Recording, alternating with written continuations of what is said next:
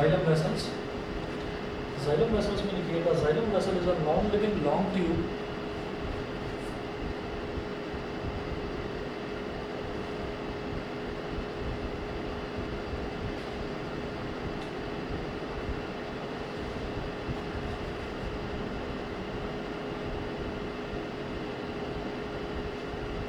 The xylem vessel is a non-living long tube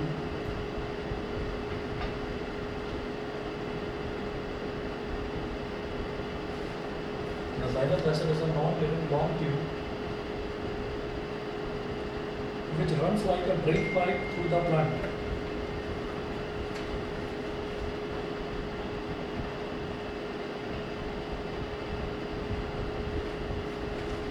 The xylem vessel is a non-living long tube which runs like a drain pipe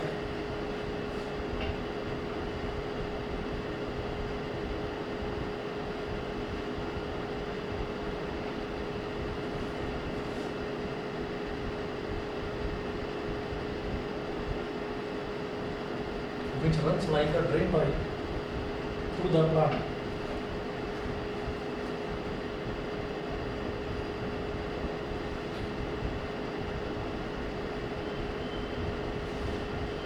Through the plant.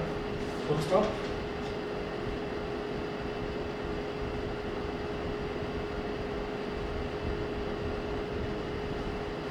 इसमें लिखे a xylem vessel is made of many hollow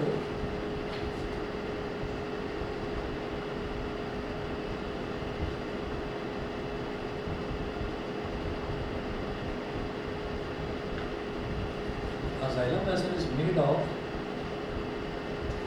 many hollow,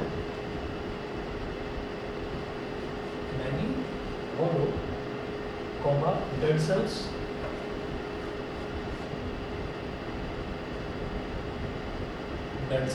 bracket में लिखिएगा called vessel elements,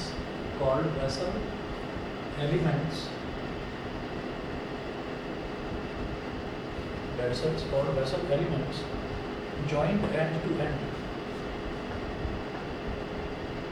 joined end to end, full stop.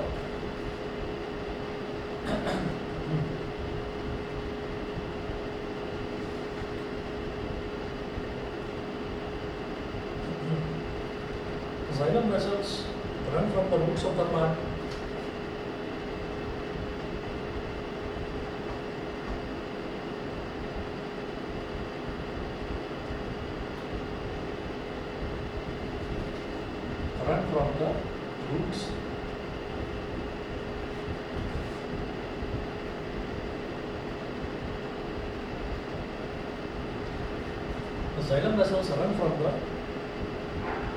Xylem vessels run from the roots of the plant right up through the stem. Right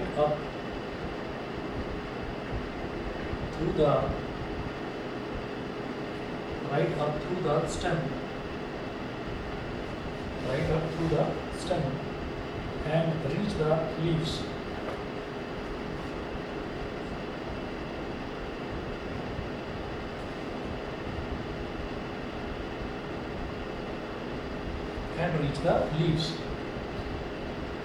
Next point again.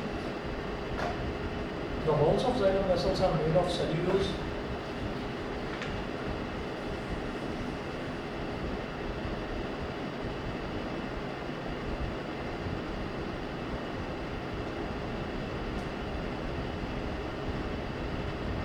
The walls of xylem vessels are made of cellulose.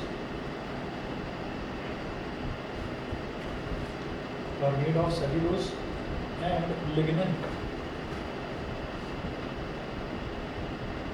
Lignin. Cellulose and lignin. Next point में लिखेंगे. Lignin is a very hard and strong substance.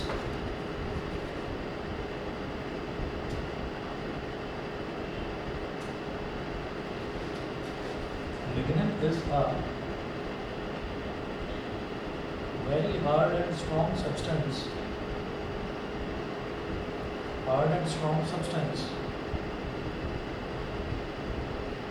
comma. So xylem vessels also provide strength to the stems. वही बता रहा हूँ, note कर लीजिएगा. So xylem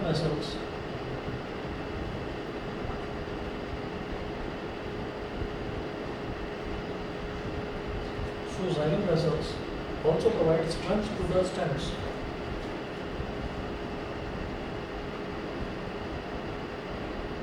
Also provide strength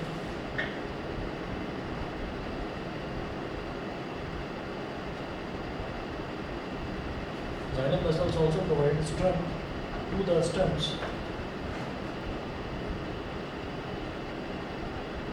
Strength to the stems and help to keep the plant upright.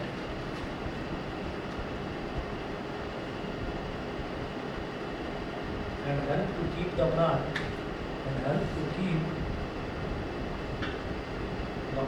upright. अभी note कर लीजिए, पहले फिर बताता हूँ सारी चीज़ें. Help to keep the plant upright. Wood is made almost entirely of lignified xylem vessels.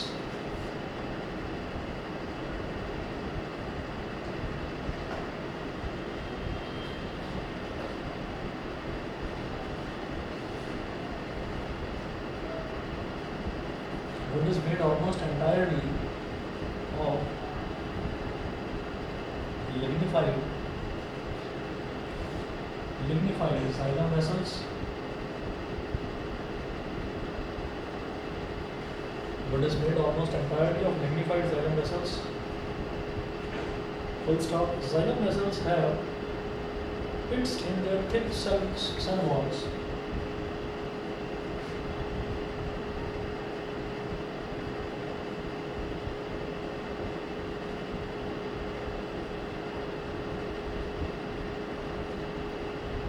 Have pits in their thick cell walls.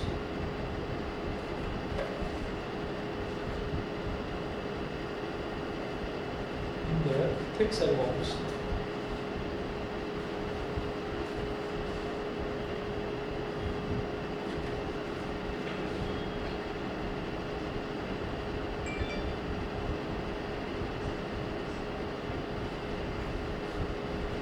In their thick cell walls.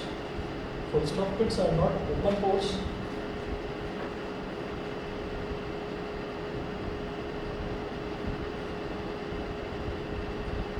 Pits are not open pores.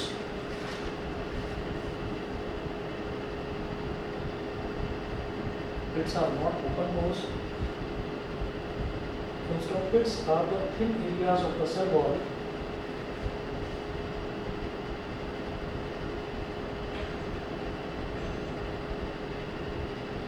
Pits are the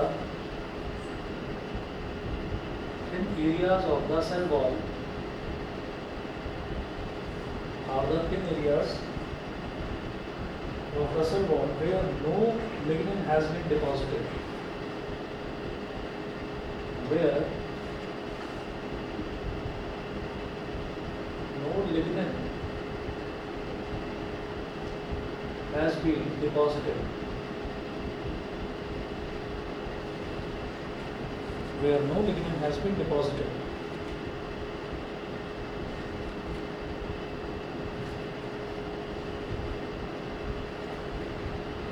In flowering plants, either only xylem vessels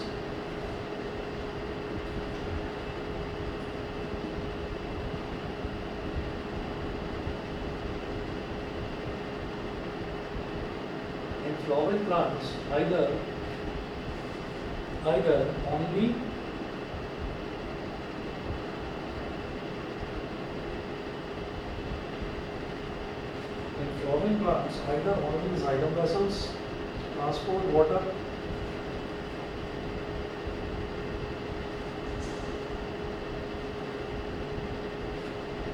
xylem vessels transport water or both xylem vessels and tracheids or both xylem vessels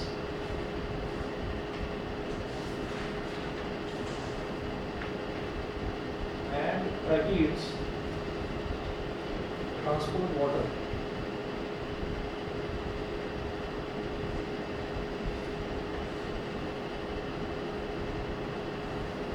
transport water, full stop. फिर एक diagram बनाइएगा।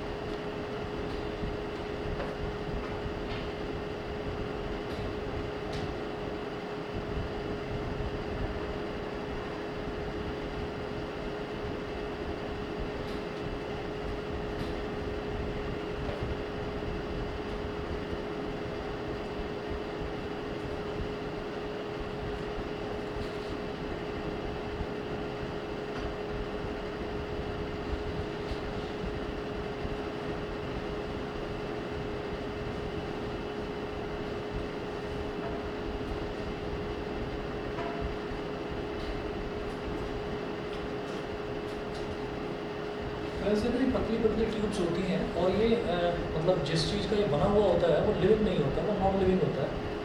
तो यहाँ पर लिखना है xylem vessel.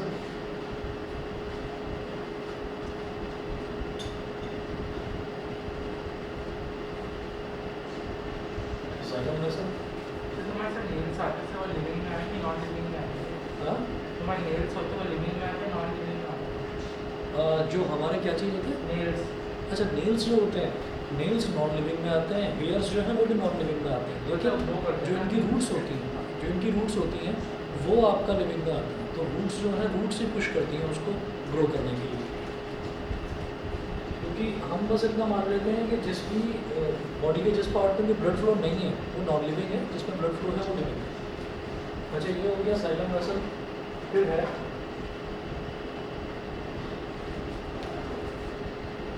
इस portion को लिखिए पिट्स,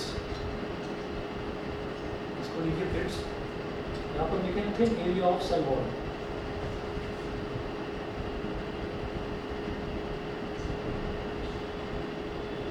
thin area of cell wall. उसके बाद जो थोड़े मोटे वाले पाइप्स जो हैं इसको लिखें थिक सेल वॉल, ब्रैकेट में लिखिएगा containing lignin.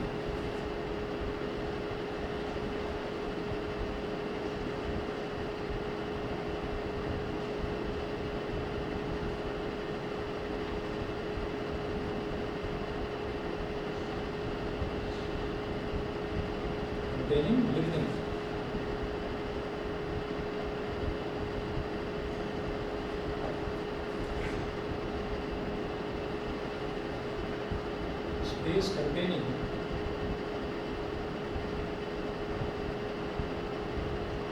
space containing no cytoplasm.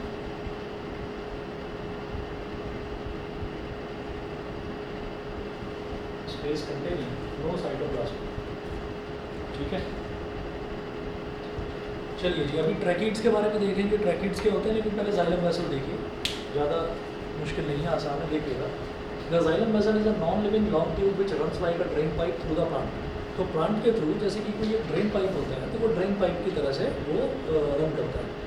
Xylem का जो मेन फंक्शन होता है वो आपने देखा था, जाइलम टिश्यू का जो मेन फंक्शन होता है वो क्या होता है कि रूट्स से वो कनेक्टेड होता है, और रूट्स में जो वाटर होता है और जो डिजॉल्व मिनरल्स होते हैं वाटर में, उन सबको वो सक करता है, और सक करके प्लांट में उसके स्टेम तक, लीव्स तक, प्लांट के हर एक पार्ट्स तक वो उनको पहुंचाता है। ठीक है, वाटर और डिजॉल्व मिनरल्स को। नेक्स्ट पॉइंट है xylem vessel is made of many hollow dead cells called vessel elements joint end to end. तो जो जाइलम वेसल है वो बहुत सारे हॉलो और डेड सेल्स से मिलकर बनता है जो एंड टू एंड जॉइन होते हैं। यहाँ पे देखिए ये हो गया एक पोर्शन, ये हो गया दूसरा पोर्शन, ये हो गया तीसरा पोर्शन। तो ये अंदर से हॉलो है, ये अंदर से हॉलो है और एंड टू एंड जॉइन कर रखा है इनको। ठीक है, अच्छा उसके बाद है xylem vessels run from the roots of the plant right up through the stem and reach the leaves.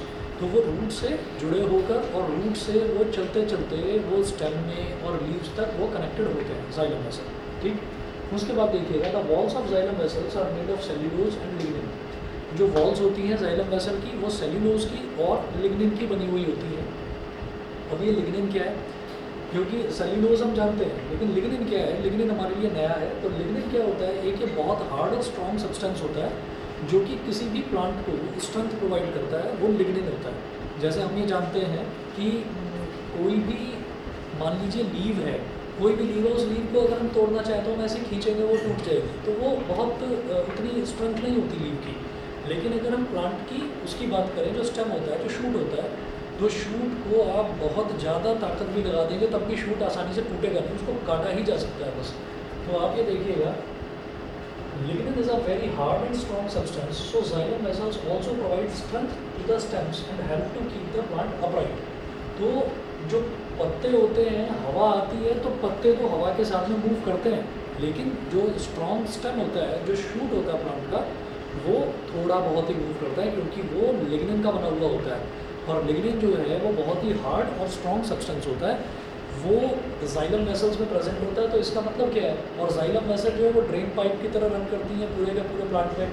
तो जब वो पूरे के पूरे प्लांट में ड्रेन पाइप की तरह रन कर रही हैं और वो बनी हुई किसकी है, उसकी जो एक्सटीरियर कवरिंग है वो लिग्निन की बनी हुई है।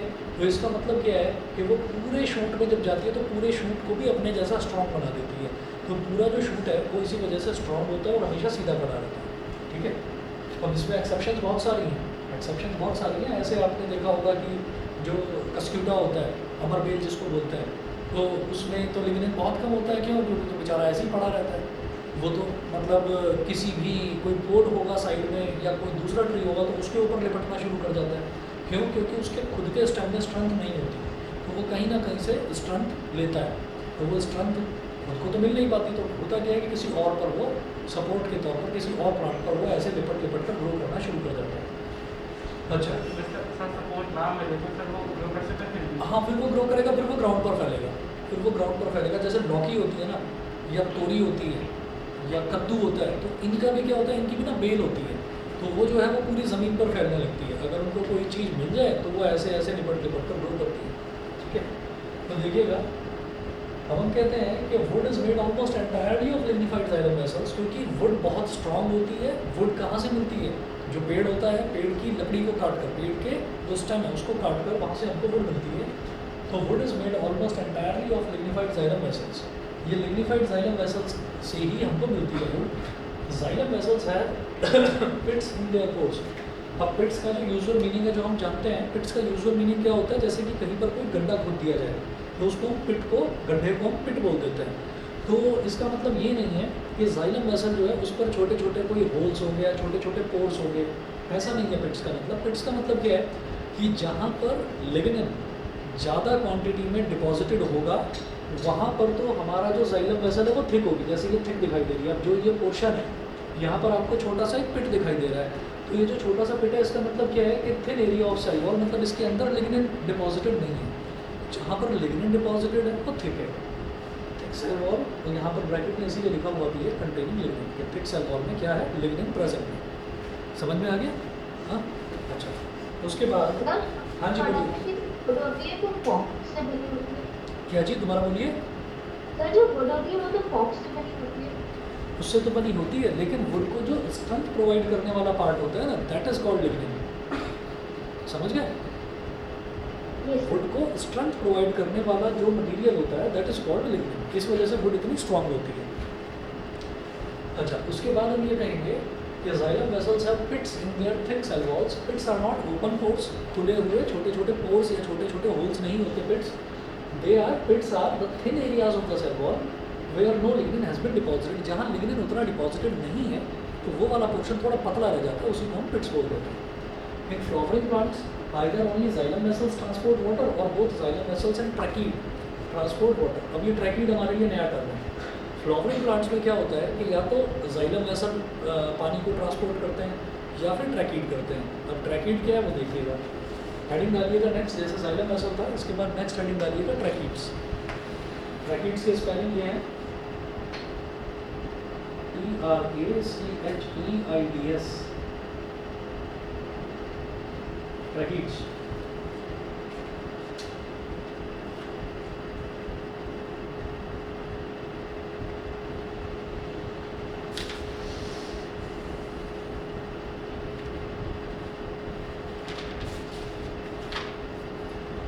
इसमें लिखिएगा tracheids are long, thin, spindle-shaped cells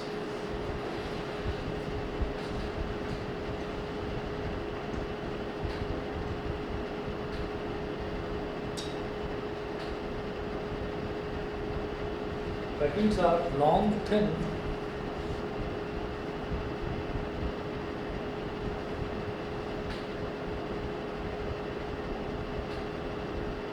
tracheids are long, thin, spindle-shaped cells, long, thin, spindle-shaped cells with pits in their thick cell walls. With pits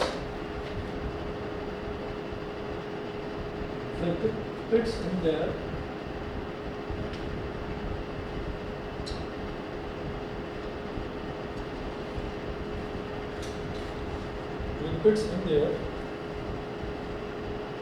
thick cell walls.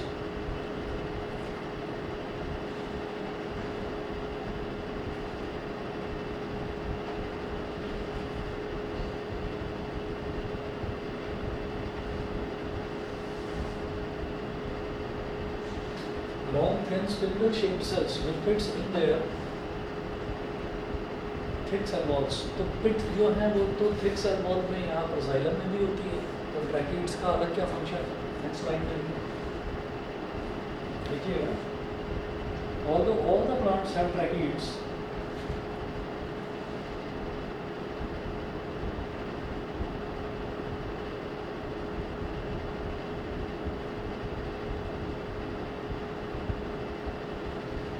although all the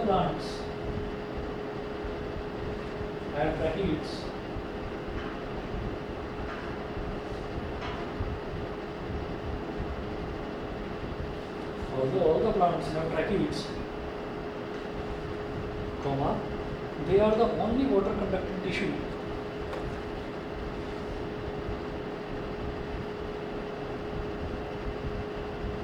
they are the only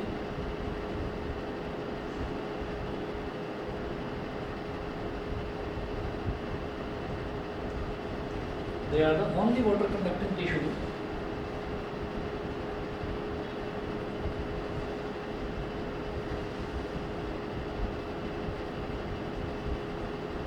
in non-flowering plants. ठीक है, तो दोनों में अंतर आपको शायद समझ में आ गया होगा. ट्रैकीड्स का भी एक डायग्राम बनाइएगा.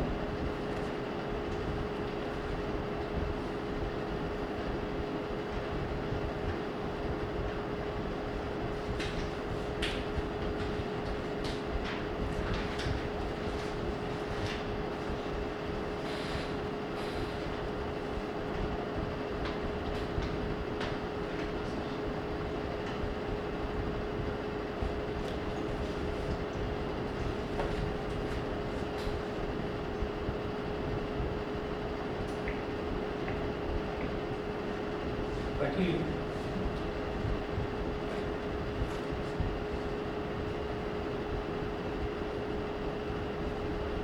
तो ये है पिट्स.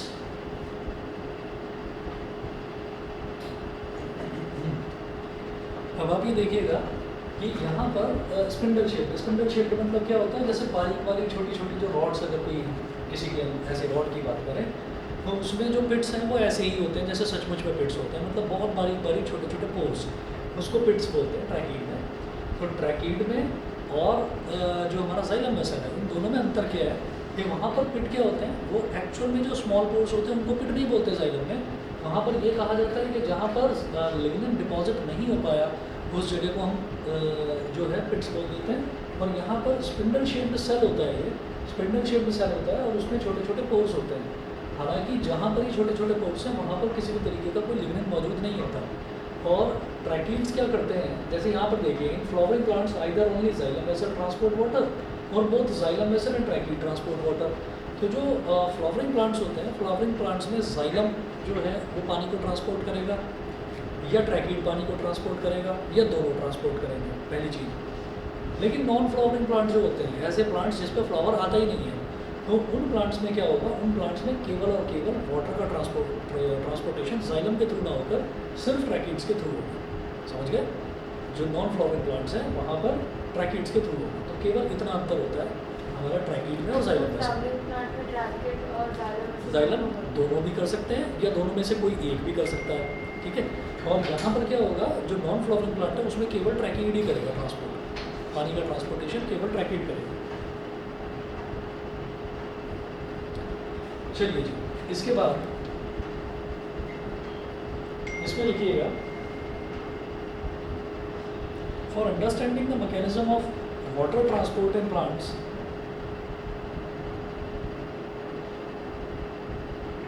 वेट करो।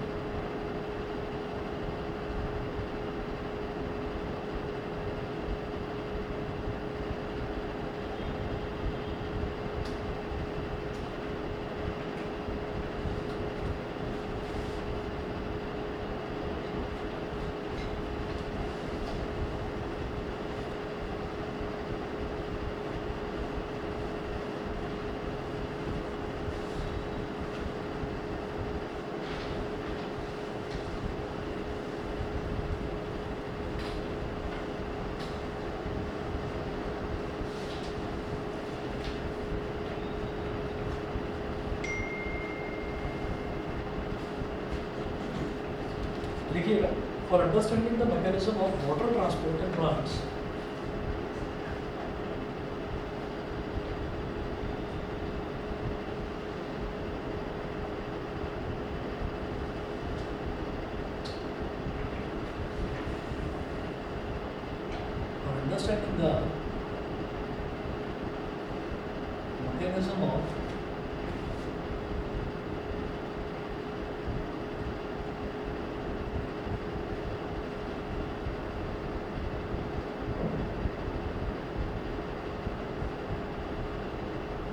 for understanding the mechanism of water transport in plants, we should know the meaning of the following terms.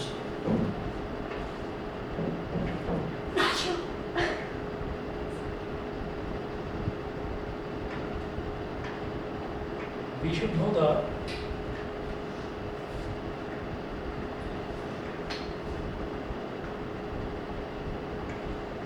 meaning of the following terms.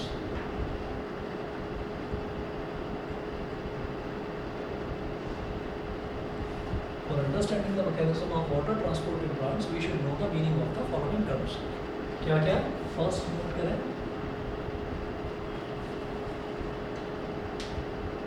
First note करिएगा.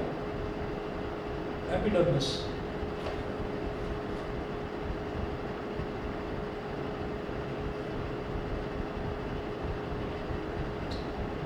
Epidermis.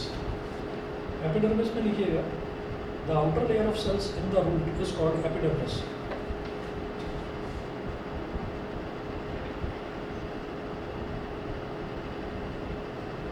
The outer layer of cells in the root is called epidermis.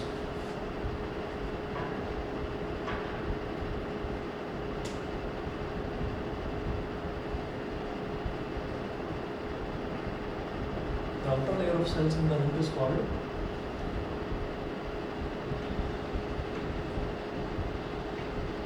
epidermis. Full stop. Epidermis is only one cell thick.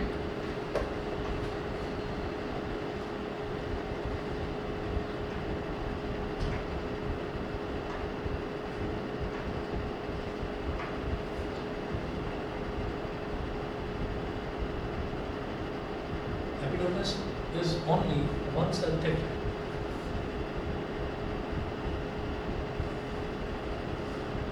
Second लिखिएगा endodermis.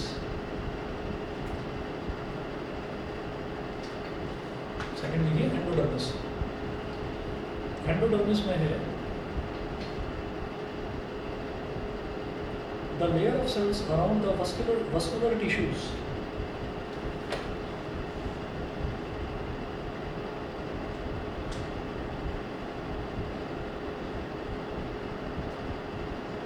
the layer of cells around the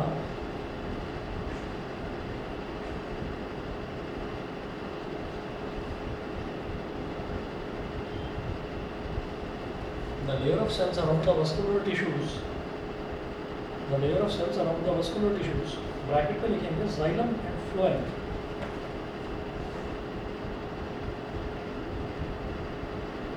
Xylem and phloem.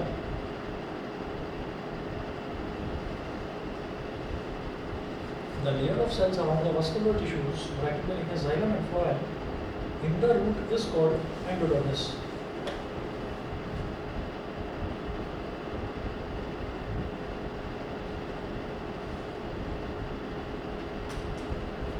In the root is called endodermis. In the root is called endodermis. It is the innermost layer of cortex. It is the innermost layer of cortex.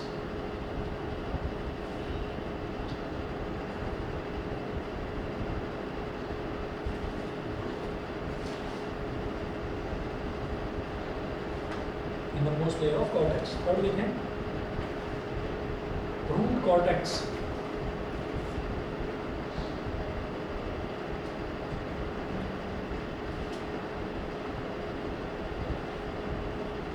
पढ़ लिखें root cortex.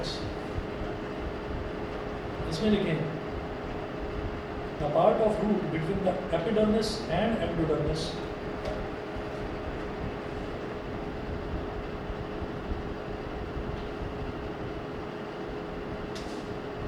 The part of root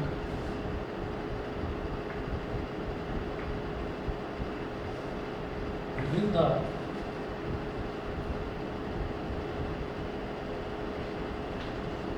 epidermis and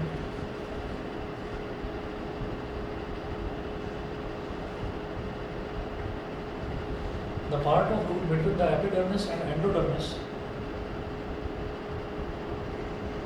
is called root cortex.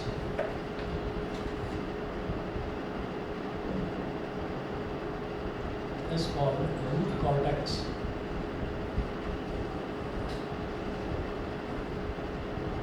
Is called root cortex. और fourth लिखें root xylem.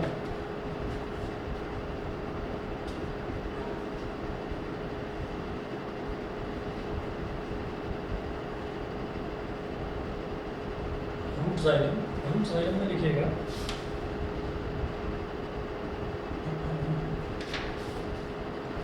Root xylem में लिखिए xylem tissue present in the root is called root xylem.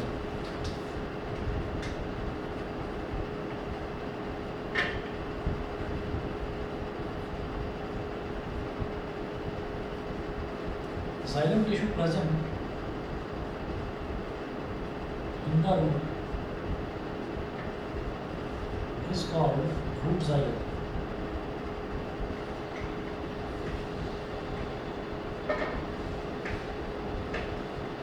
Xylem tissue present in the root is called root xylem.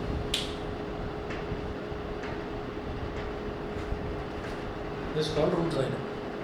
चलिए जी, अब इसमें देखिएगा ये जो चार टर्म्स है ना, ये है तो छोटी टर्म, पर होता क्या है कि जब वाटर ट्रांसपोर्ट का कोई क्वेश्चन आता है तो उसके साथ में ये छोटी छोटी ये चार टर्म्स जो है पूछ ली जाती हैं, डेफिनेशन के तौर पर पूछ ली जाती हैं.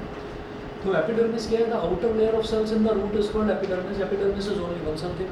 तो जो रूट होता है, रूट में जो आउटर लेयर होती है सेल्स की, जिस सेल्स से रूट बना होता है, तो रूट की जो आउटर लेयर होती है उसी को हम एपिडर्मिस बोल देते हैं. ये केवल एक सेल, वन सेल थिक होती है. मतलब जो आउटर लेयर होती है उसमें केवल एक ही सेल होता है. ठीक है, it is only one cell thick. ये नहीं कि बहुत सारे सेल्स जो हैं वो जुड़े हुए हैं, एक सेल होता है.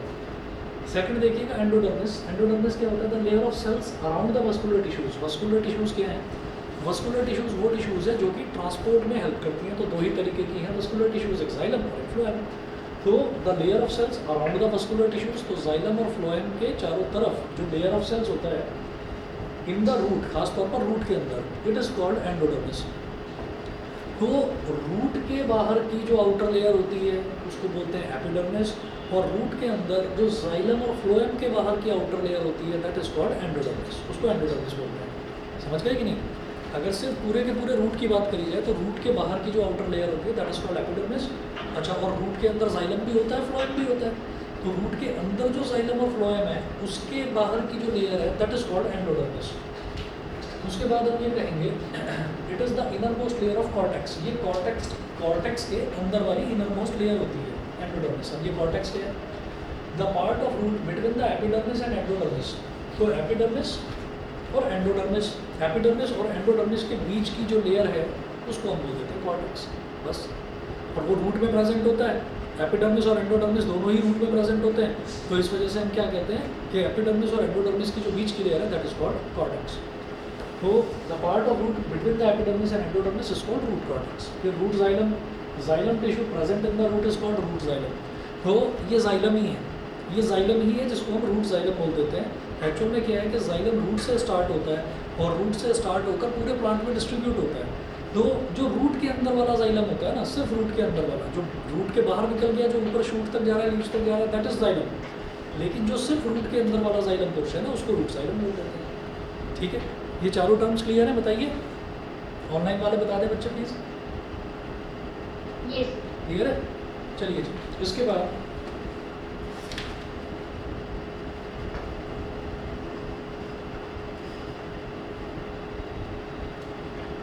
नेक्स्ट टॉपिक आप देखेंगे water is sucked up by the xylem vessels.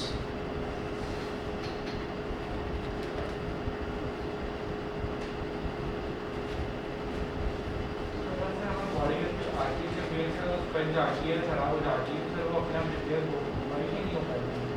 कौन सी चीज़ अपने आप रिपेयर हो जाएगी? आर्टरी? आर्टरी से पेट की वजह से कट जाती है, यहाँ पे कोई ब्लड तो बन जाता है एक्सेस में, फिर अपने आप रिपेयर हो पाती है, नहीं होती। एक्चुअली वो रिपेयर तो हो जाती है अपने आप, लेकिन उससे पहले ना प्रॉब्लम हो जाती है बहुत बड़ी। वो प्रॉब्लम ये होती है, जैसे आपने कभी सुना होगा कि किसी को ब्रेन हेमरेज हो गया है, तो ब्रेन हेमरेज में आपने कई लोग तो बोल देते हैं भी ब्रेन हेमरेज हो गया। अब ब्रेन हेमरेज में कुछ लोगों का क्या होता है कि बॉडी के कोई पार्ट्स काम करने बंद कर देते हैं, किसी को कोई बोल नहीं पाता, हाँ हाँ वही, कोई बोल नहीं पाता, कोई सुन नहीं पाता, किसी की आंखों की वो चली जाती है, किसी की बॉडी के कुछ पार्ट्स काम करना बंद कर देते हैं। तो वो जो है होता क्या है कि बेसिकली कोई ना कोई वेन जो है वो डैमेज हो गई है। अब वो डैमेज हो गई है तो वहाँ से जो ब्लड है वो ब्लड लीक होना शुरू हो गया। अब वो जो ब्लड लीक हो जाता है तो वो रिपेयर तो हो गई, भले ही वो वेन तो रिपेयर हो गई, वो वेन रिपेयर होने के बावजूद भी लेकिन जो ब्लड निकल गया वो बॉडी से बाहर नहीं निकल पाया, वो वहीं पर ब्लड क्लॉट बन गया। तो वो जो ब्लड क्लॉट एक जगह बन जाता है ना, वो ब्लड क्लॉट बेसिकली आपके किसी न किसी ऑर्गन को अफेक्ट करता है और किसी न किसी जो न्यूरॉन है उसको अफेक्ट करता है, तो इस वजह से पैरालाइज वगैरह हो जाता है। तो जो आर्टरीज़ हैं, वेन्स हैं, अगर ये बाई चांस किसी भी वजह से ये ख़राब हो जाती हैं या किसी तरीके से ये फट जाती हैं या टूट जाती हैं तो ये जुड़ तो जाती हैं, लेकिन ब्लड लीकेज ना होने पाए, बस ये ना होने पाए। अगर फैमिली ब्लड निकाल दिया, ब्लड सूख जाने हो, फैमिली ब्लड निकाल दिया, फिर अगर निकाल दिया जाए तो वो ठीक हो जाएगा। जैसे कई बार ऐसा होता है कि आपने सुना भी होगा कि अगर किसी का एक्सीडेंट हो जाता है तो एक्सीडेंट में अगर चोट लग गई और चोट लगने पर खून बहकर निकल गया, ठीक, कि मान लीजिए हाथ में या पैर में कहीं चोट लगी है तो वहाँ से खून बहकर निकल गया तो ये कहा जाता है कि दैट इज़ गुड। लेकिन अगर कहीं बहुत भयंकर चोट लगी और वहाँ पर सूजन हो गई है बहुत ज़्यादा और ब्लड नहीं निकला है, ठीक है, मतलब स्किन बाहर से ठीक है लेकिन गुम चोट लगी है अंदर से, तो दैट इज़ मोर डेंजरस। कई बार ऐसा भी होता है कि हम बैठे हुए हैं या चल रहे हैं, और आप सब लोगों को एक सजेशन देता हूँ, अगर बिल्डिंग के बराबर से जाते हो ना तो बिल्डिंग के जस्ट बराबर से मत जाओ, थोड़ा दूर से जाएगा, समझ रहे हैं? तो ये इसका ये ख़ास तौर पर जो अपार्टमेंट में लोग रहते हैं ना, तो उनको जब पोजेशन मिलता है फ्लैट में रहने के टाइम पर, जब पोजेशन मिलता है तो एक गाइडलाइंस भी होती है, उसमें 2 पेज की गाइडलाइंस होती हैं, हर सोसाइटी में मिलता है। तो उसमें सबसे बड़ी गाइडलाइन ये भी है, सेफ्टी गाइडलाइन है, कि जब भी आप अपनी बिल्डिंग से नीचे उतर के जा रहे हैं तो बिल्डिंग के ठीक बराबर मत चलें, क्योंकि कुछ नहीं पता, कोई अपनी बिल्डिंग में किसी ने लोहे की बाल्टी रख रखी है बालकनी में, किसी का छोटा बच्चा आया, वो आया हाथ मार दिया, ऐसे ही हाथ मार दिया, वो बाल्टी नीचे गिरी और नीचे से पता चला आप गुजर रहे, लगी जाकर सर पर।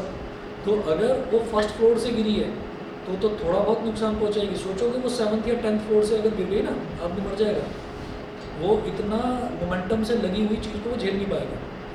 तो इसी वजह से ये कहा जाता है, और कई बार बहुत ऐसे इंसिडेंट्स होते हैं, मैं मेरे साथ हो चुका है, मैं गुजरा हूँ और मैं इधर से निकल कर गया हूँ और मैं बाइक पर था, मैं निकल कर गया हूँ और मेरे पीछे एक पोचा होता है, झाड़ू पोचा जो होता है, तो पोचे की प्लास्टिक की बाल्टी पानी की भरी हुई, तो सोचो कितनी हैवी होगी। तो वो किसी ने उठाकर स्लैब पर रखी होगी, slab was near the railing of the balcony. अब वो हाथ लग गया या क्या हुआ, वो गिरी, वो ऐसा आवाज़ आई जैसे कोई बॉम्ब फूट गया हो, इतनी तेज़ आवाज़ आई, जैसे फिल्मों में दिखाते हैं ना बॉम्ब ब्लास्ट हो गया हो, ऐसी आवाज़ आई और पूरे में पानी पानी फैल गया, बाल्टी भी चकनाचूर हो गई। अभी वो सोचो मेरे ऊपर गिरी होती तो मेरा क्या होता, बचता ही नहीं। तो ये एक गाइडलाइंस होती है कि आप कभी भी, मैंने तो खुद देख लिया ये, क्योंकि आप कभी भी उसके बराबर से ना गुजरें। कुछ लोग बालकनी में सजाने के लिए जो रेलिंग होती है, रेलिंग पर ही गमले सजा कर रख देते हैं, तरह तरह के फूल पत्ती, है ना।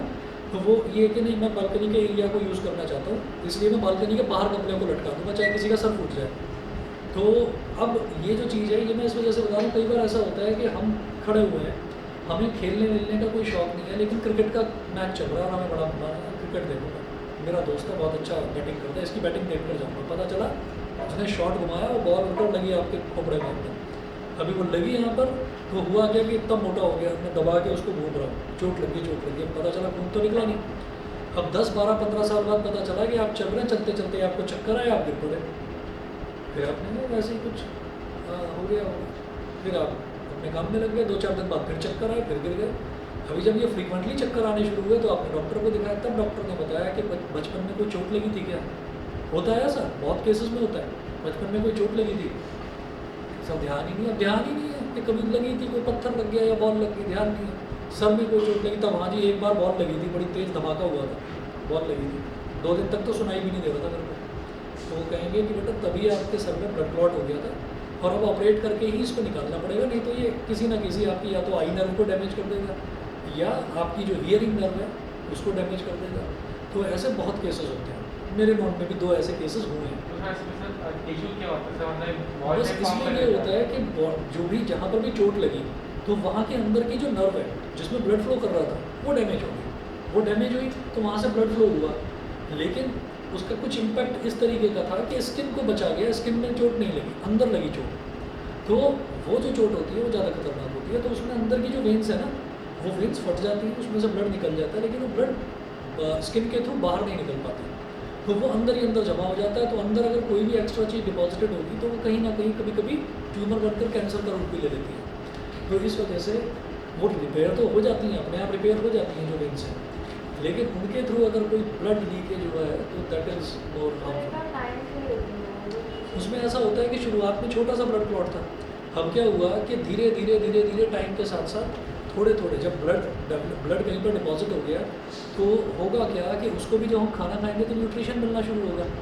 तो होता क्या है कि जब इंसान बच्चा होता है ना तो उसका लीवर भी इतना सा होता है, उसकी किडनी भी छोटी छोटी सी होती है और उसकी जो इंटेस्टाइन्स होती है ना, लार्ज और स्मॉल वाली जो इंटेस्टाइन है वो मिक्सड होती है आपस में, वो मिक्सड होती है। इसी वजह से आप नोटिस करना छोटे बच्चों का पेट थोड़ा सा फूला हुआ होता है, तो उनकी जो इंटेस्टाइन्स हैं वो मिक्सड होती हैं और धीरे धीरे महीना 2 महीना 3 महीना धीरे जब बच्चा नॉर्मल खाना खाना शुरू करता है तब उसकी जो इंटेस्टाइन है वो प्रॉपर काम करना शुरू करती है। तो इसी तरीके से और धीरे जब बड़े होते हैं, हार्ट भी बड़ा होता है, लिवर भी बड़ा होता है, किडनी भी बड़ी होती है, तो इसी तरह से वो कैसे बड़े होते हैं कि उनको न्यूट्रिशन मिल रहा है बॉडी में, जो भी हम चीज़ें खा रहे हैं। अब वो ब्लड क्लॉट छोटा सा था, सर में चोट लगी, ब्लड क्लॉट छोटा सा था, हम खाना खा रहे हैं रेगुलरली 1 साल 2 साल 3 साल 5 साल 10 साल बाद वो पता चला कि धीरे उसने भी न्यूट्रिशन लेना शुरू करा, वो जो क्लॉट जम गया था तो वो भी एक छोटा सा टिश्यू बन गया अलग से। अब वो डेवलप होना शुरू हुआ तो उसका कोई फंक्शन तो है नहीं बॉडी में, तो जब वो ग्रो करेगा तो वो आसपास के जो ऑर्गन्स हैं उनको डिस्टर्ब करेगा ना, वही चीज़ है बस, ठीक है। तो इस वजह से फिर मतलब वो नेसेसिटी बन जाता है कि उसको ऑपरेट करके निकाला जाए बॉडी से। उस टाइम पर पता लग जाता है, बहुत लोग होते हैं जो समझदार होते हैं तभी के तभी जाकर एक्सरे करा लेते हैं। तो उसमें होता क्या है कि कुछ दवाइयाँ ऐसी होती हैं कि क्लॉट को डिसॉल्व करके बॉडी के बाहर निकाल देती हैं। करवाना बहुत ज़रूरी होता है, कई बार पता नहीं चलता बॉडी के अंदर क्या चीज़ डेवलप हो रही है, ठीक है। चलिए जी, तो यहाँ तक आपका ये कंप्लीट होता है, फिर उसके बाद हम फ्लोएम का थोड़ा सा पोर्शन बच रहा है वो करा के और फिर आपके नेक्स्ट क्लास में करवाएंगे ट्रांसपोर्टेशन ब्लड वाला। उसके लिए आपको लिखने की ज़रूरत नहीं पड़ेगी, उसके नोट्स मैं शेयर कर चुका हूँ। ठीक है ना। तो कल की जो क्लास है, कल के लिए आपका कॉपरेशन चाहिए। कल की क्लास रात को 10 बजे होगी, ऑनलाइन होगी क्लास, ठीक है। चलिए जी, ठीक है। परसों वही अपना रेगुलर टाइम। सर मुझे क्वेश्चन पूछना है। हाँ जी। सर मैथ्स का पेपर आता है बोर्ड का और स्टैंडर्ड और बेसिक आता है। हाँ। तो स्टैंडर्ड वाला आता है वो बहुत ज़्यादा मुश्किल आता है अगर मैंने नहीं, ऐसा नहीं है। स्टैंडर्ड वाला ज़्यादा मुश्किल नहीं आता। बस ये है कि जो स्टैंडर्ड वाला है उस पेपर में और जो दूसरा पेपर होता है उनमें अंतर ये होता है कि स्टैंडर्ड में क्वेश्चंस जो हैं उसमें कैलकुलेशन थोड़ी सी टफ होगी। फॉर एग्जांपल अगर मान लीजिए आप क्वाड्रेटिक इक्वेशन की बात करें